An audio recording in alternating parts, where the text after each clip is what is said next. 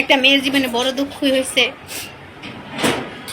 আর স্বামী যদি করে বউ রেখা আর এক বেডি গুলো রিলেশন রাখে, তাহলে ওই বেড়ে সংসার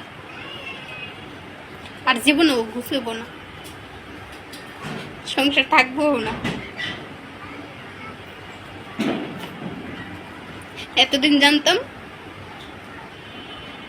সবার স্বামী কেমন জানি না, আমার স্বামী আমার ছাড়া অন্য মায়ের দিকে তাকায়ও না, কিন্তু আজকে আমার ভুল ধারণারা ভাঙ্গে গেছে। আমার কি আর এক বেডিকে পছন্দ,